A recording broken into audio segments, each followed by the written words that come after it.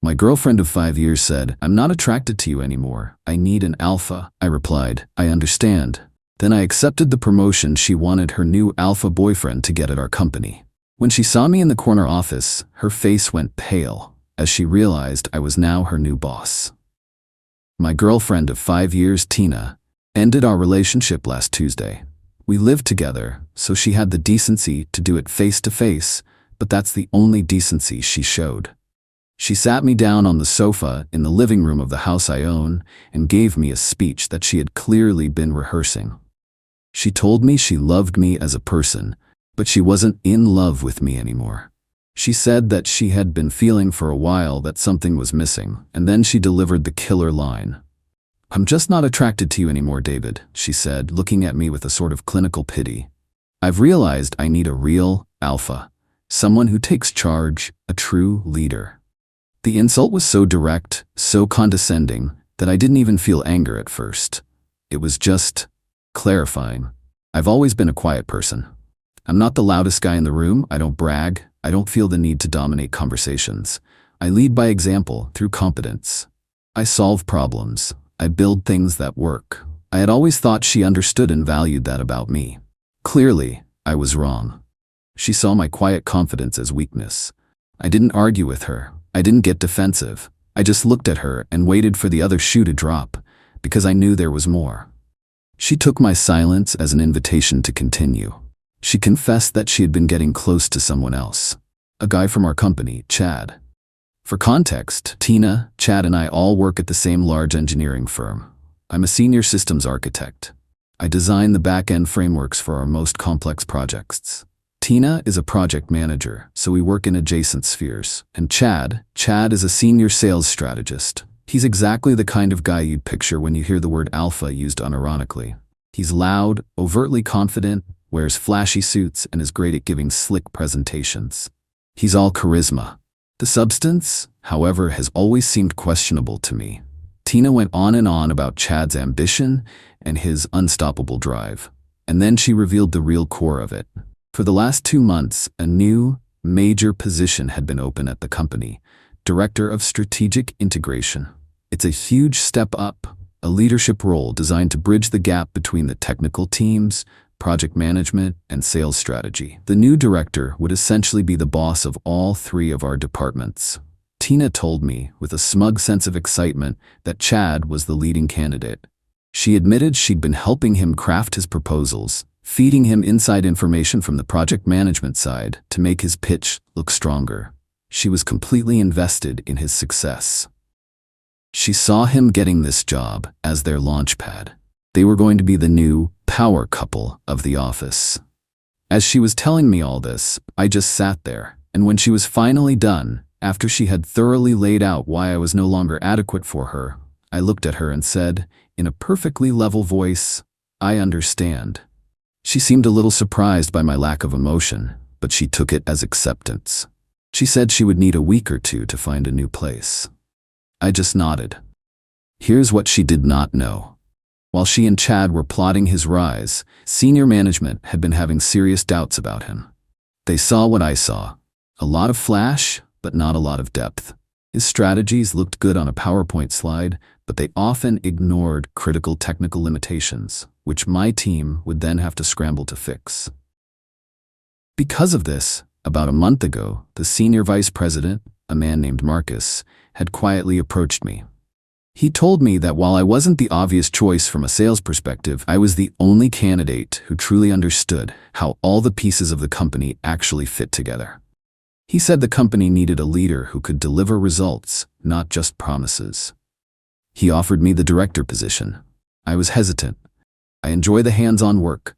I'm an architect, a builder. I was not sure I wanted to get into senior management and politics. I told Marcus I needed some time to consider it. I didn't mention it to Tina because our relationship was already feeling strained, and I didn't want to add a complex work dynamic to the mix. My hesitation, my desire to think things through logically, was the very thing she saw as a lack of ambition.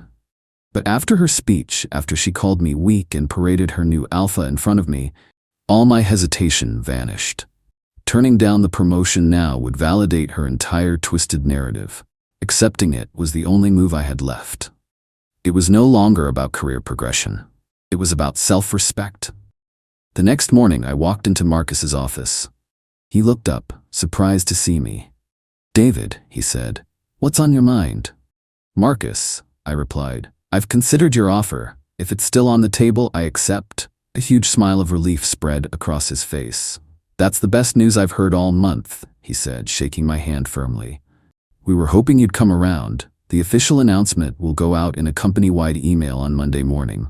Welcome aboard, Director."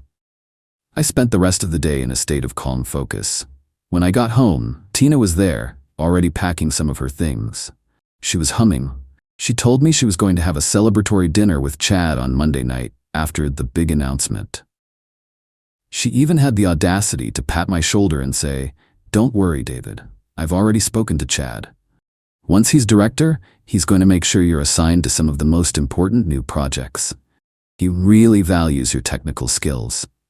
I just looked at her and nodded. "That's thoughtful of you," I said. "This weekend is quiet. I've moved her things from the master bedroom into the guest room. She thinks it's just me needing space." She is blissfully unaware of the email that is scheduled to hit the entire company's inbox at 9 o'clock on Monday morning. She thinks she's hitching her wagon to a rising star. She has no idea she's about to be introduced to her new boss. Update 1. Monday morning arrived with a strange sense of inevitability. The atmosphere in the house was thick with a tense, awkward silence. Tina, however, seemed to be floating on a cloud of smug satisfaction. She was more talkative than she had been in months, going on about the celebratory dinner she and Chad had planned for that evening. As we were getting ready for work, she stood in the doorway of the bathroom while I was shaving and gave me a piece of unsolicited advice. "You know, David," she started, her tone dripping with fake concern. "You're a great architect, probably the best in the company, but you just don't have that leadership spark. You should really learn from Chad. Watch how he commands a room. It might help you in the long run." I just rinsed my razor, wiped my face, and looked at her in the mirror. "I'll keep that in mind," I said. We drove to the office in separate cars, a routine we had started a few weeks ago as the distance between us grew. I got to my desk at 8:30, cleared out a few old files, and prepared for the day. Tina was at her workstation, chatting excitedly on the phone, no doubt with Chad. At exactly 9 a.m., a new email notification popped up on my screen. It did on everyone's. The subject line was simple: Announcement, New Director of Strategic Integration. I didn't open it. I didn't need to. Instead, I watched Tina. I saw her click open the email, her face alight with triumphant expectation. I saw her eyes scan the first line, and then I watched as every ounce of color drained from her face. She went from tanned and glowing to a pale, sickly white in about 3 seconds. Her mouth fell slightly open. She blinked and reread the email. Then she reread it again. From across the office, I could see her hands start to tremble. She slowly lifted her head and her eyes scanned the room until they locked onto mine. I didn't smile, I didn't gloat. I just held her gaze with a perfectly neutral expression. The sight of me, calm and already back to work, seemed to be what broke her trance. She shot up from her chair and marched towards my desk. Several heads turned to watch her. She was moving with so much force that she was practically vibrating with rage. She stopped in front of my desk, her fists clenched. "What is this?" she hissed, her voice low and shaking. "This is some kind of joke, right? How did you do this? You stole this from him." Her voice was rising in volume, and she was causing a scene. People were openly staring now. This was the moment. This was where the new dynamic would be forged. I slowly stood up, looking down at her as she was a few inches shorter than me. I kept my voice quiet, forcing her to lean in slightly to hear me, a subtle power move. "Tina," I said calmly, "this is neither the time nor the place for this conversation. My door is always open, but I expect you to conduct yourself professionally. We have a project status meeting scheduled for 10 o'clock. I'll see you in the main conference room then. We can discuss your concerns about the project pipeline at that time." The color returned to her face in a hot, angry flush. She was speechless. She had come over to confront her ex-boyfriend, the man she had just deemed a weakling. She was now being addressed as a subordinate by her new boss. She stood there for a few more seconds, sputtering, before she seemed to realize that everyone was watching her unprofessional outburst. She turned on her heel and stormed back to her desk. Across the building, I could only imagine the meltdown Chad was having. His entire strategy, his entire identity at the company, was built on bravado and the perception of being the next in line. Now, he didn't just lose the promotion, he lost it to me. That evening, the confrontation at the house was exactly what I expected. She was waiting for me when I walked in the door. She accused me of being a manipulative, vindictive snake. She said I had planned this all along to humiliate her. I let her vent until she ran out of steam. When she was finished, I finally spoke. I didn't do this to you, Tina. I did this for myself. You made it very clear what you value in a partner. You said you wanted an alpha, a leader, someone who takes charge. You made your choice based on your perception of strength. It seems you just backed the wrong horse. I walked past her and went to the kitchen to get a glass of water. You're right about one thing, though, I continued, my back to her. The dynamic has changed. It is completely inappropriate for you to be living here anymore. This is my house. I need you to find a new place to live. You have 1 week. The fight went out of her then, replaced by a dawning horror. The reality of her situation was crashing down on her all at once. Her alpha boyfriend had failed. She had lost the power couple dream. And now she was losing her home. Her plan had not just failed, it had backfired in the most spectacular way imaginable. Update 2. It's been 2 weeks since I was promoted, and the fallout has been both predictable and, in a way, satisfying. The first week was all about establishing my authority, and Tina and Chad did not make it easy. But their attempts to undermine me only ended up cementing my position. My first official act as director was to call a meeting with the heads of all the departments now under my purview. This, of course, included Tina, representing her project management team, and Chad, representing sales strategy. I wanted to review the entire project pipeline to identify risks and opportunities. Chad came into the meeting with his usual swagger, but it was brittle. He was trying to act as if nothing had changed. Tina sat at the far end of the table, silent, refusing to make eye contact with me. The main topic of the meeting was a major new initiative that Chad had been championing for months. It was his baby, the cornerstone of his pitch for the director role. Tina had been its biggest supporter, ensuring her project managers prioritized it. When it was Chad's turn to present, he put on his usual show. He walked us through a slick presentation filled with impressive-sounding buzzwords and optimistic projections. When he finished, he looked around the room, expecting applause. Instead, I spoke. "Thank you, Chad," I said evenly. "The projections are certainly ambitious. However, I've spent the weekend reviewing the core architecture required to support this strategy. Can you please turn to slide 17, where you outline the data integration process?" He fumbled with the remote, a flicker of uncertainty on his face. He brought up the slide. "As I see it," I continued, speaking to the entire room, "your strategy relies on real-time data synchronization between our legacy inventory system and the new cloud-based analytics platform. However, the legacy system's API has a hard query limit of 1,000 requests per hour. Your plan, as outlined here, would require a minimum of 10,000 requests per hour during peak business times. The system as it currently exists cannot support this. It will fail." I wasn't aggressive. I just stated facts. I presented data. I laid out the core flaw in his entire strategy, a flaw that anyone with deep technical knowledge would have seen, but which he, in his sales-focused world, had completely ignored. The room was silent. Chad's face went red. He had no answer. He stammered something about his technical consultants assuring him it would work. "Then your consultants were wrong," I said simply. "We need to shelve this initiative pending a complete architectural review. I want a viable plan on my desk in 2 weeks, not a PowerPoint deck. Tina, please have your team deprioritize all resources allocated to this project and move them to the Phoenix project, effective immediately." Tina just nodded, her face pale. She had to sit there and publicly dismantle the very project she had championed, the one that was supposed to be her and Chad's ticket to the top. In one 10-minute exchange, I had exposed Chad's incompetence and reasserted control over the company's direction, all by simply doing my job. Their next move was to try and rally support. Tina began complaining to her work friends, people she used to have lunch with, about how awkward and uncomfortable I was making things.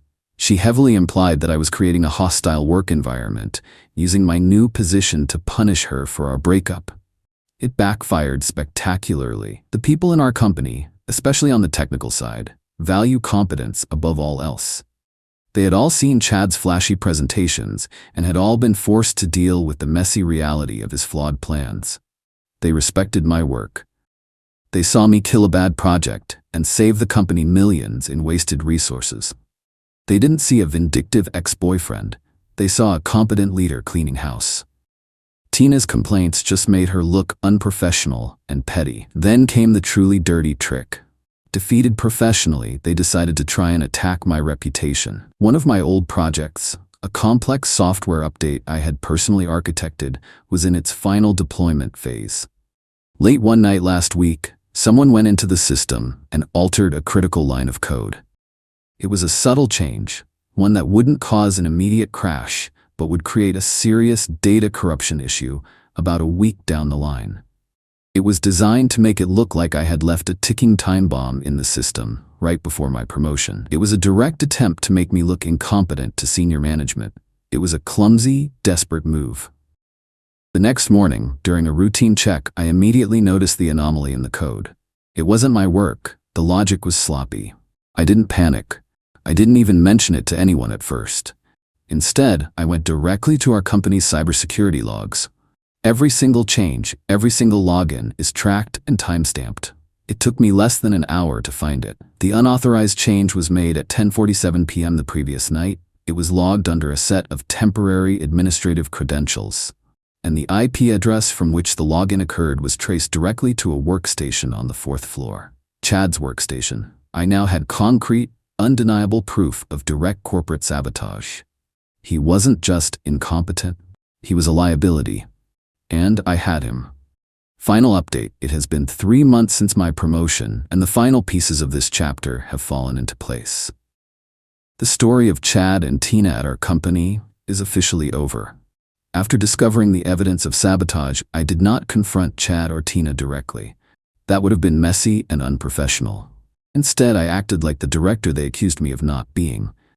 I compiled my evidence, the cybersecurity logs showing the IP address, the timestamp of the unauthorized change, the original code versus the altered code, and a brief factual summary of the potential damage it would have caused. Then, I scheduled a meeting with my boss, Marcus, and the head of human resources. I laid out the evidence, calmly and objectively. I didn't frame it as a personal issue. I framed it as a serious and deliberate breach of corporate security and professional conduct. I told them, an employee in a senior role actively tried to sabotage a critical company project. This represents a massive risk to our business. The reaction was exactly what you would expect from a major corporation facing a clear insider threat. HR launched a full formal investigation immediately. Given the digital evidence, it was an open and shut case. Chad was called into a meeting with HR and legal. He apparently tried to deny it at first, but when they presented him with the logs tracing the action directly to his workstation at a time when security footage showed him in the building, his story fell apart. He was terminated for cause, effective immediately. He was escorted from the building by security, carrying his belongings in a cardboard box. Being fired for gross misconduct is a black mark on a career, one that is very difficult to recover from. The investigation naturally led to Tina. While there was no direct proof that she participated in the sabotage, her known relationship with Chad, her public outburst on the day of my promotion, and her complaints to colleagues about me creating a hostile environment painted a very clear picture. She was found to be a part of a pattern of unprofessional behavior that was contributing to a toxic work atmosphere. She wasn't fired, but her fate was almost worse. She was given a final written warning and was laterally transferred to a different division, a bureaucratic backwater of the company that handles legacy accounts. Her project manager title remained, but the projects were meaningless. Her career progression at the company was permanently stalled. She was professionally isolated, working a dead-end job, stripped of any influence or prestige. The power couple was finished. Chad was unemployed and disgraced. Tina was sidelined and humiliated. The grapevine, as always, filled in the rest. Chad is reportedly still struggling to find a new position. The story of why he left our company has, of course, made the rounds in our industry. Tina lasted another month in her new role before she quietly resigned. She couldn't handle the daily humiliation of her demotion or the looks from former colleagues who knew the whole story. The last I heard, she had moved out of the city. As for me, I'm thriving. My department is running more efficiently than ever. We've successfully launched 2 major projects, and the team morale is high. The respect I get from my colleagues is earned not through loud talk or empty charisma, but through steady leadership and proven results. My work speaks for itself. Looking back, Tina was right about one thing. She said she needed an alpha, but her idea of what that meant was completely wrong. She was drawn to the loudest, flashiest peacock in the room, mistaking his bravado for strength. She failed to understand that real strength, real leadership, isn't about the noise you make. It's about the foundations you build, the problems you solve, and the quiet confidence that comes from knowing you are competent and in control of your own destiny. She went looking for her alpha, and in the end, she found one. She just never realized it was the man she was leaving behind.